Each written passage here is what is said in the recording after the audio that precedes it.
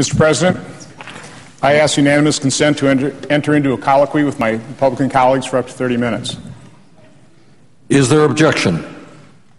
Without objection. Thank you, Mr. President. Well, first of all, I'd like to say I'm very happy to hear that our Democratic colleagues have agreed to allow us to come back next week and not continue on with the July 4th recess. It's important that we start work on the single greatest issue, the single most important issue facing this nation, and that's our debt and deficit issue. So a couple of minutes ago, I objected to what the leadership wanted us to move to, which was an important debate on Libya, but it is not addressing what we need to address. I mean, the fact of the matter is, in the Senate this year, we've been here 6 months. We haven't passed a budget in that 6 months. As a matter of fact, we haven't passed a budget in the United States Senate for over 2 years. We've missed all of the budget deadlines. We should have passed a budget by April 15th. Appropriation bills should have been completed by June 10th. We're simply not addressing the single greatest issue facing this country and the fact that we're bankrupting America. Of the 6 bills that have been, only 6 bills have been passed in the United States Senate that have actually become law. 3 of those were cleaning up last year's business. They were continuing resolutions funding the government when what should have happened a year ago is those bills should have already been passed. And President Obama's budget that he sent over here in January was so unserious that it actually lost 0 to 97 in the United States Senate. Not a single Democrat senator voted for that budget. And we have an awful lot of work to do.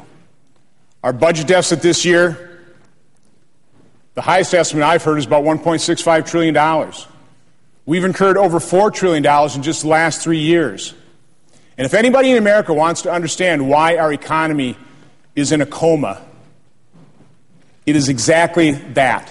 People look to Washington and they see how reckless, how out of control our spending is. As a former manufacturer, as somebody who has made investments, has created jobs, I realize when the federal government is spending so much money that it doesn't have, eventually the federal government is going to take. They're going to take in the form of higher taxes, possibly in the form of higher inflation. And the other thing that is overhanging this economy that is really preventing job creation is the overregulation. I cannot tell you how many Wisconsin business people come in to our office and is talking about that regulation or this regulation that one of these agencies are trying to impose on them. And one thing that's kind of interesting about all these regulations, or many of them, is they're not being implemented. Just like the health care law, over 3 million waivers have been granted. Why is that? I believe it's because this administration actually understands that if they implemented the health care law, if they implemented these regulations, they understand exactly the harmful effect that would have on our economy, the harmful effect that would have on job creation. So the fact of the matter is, what this administration has done, they came into office with a tough situation, no doubt about it.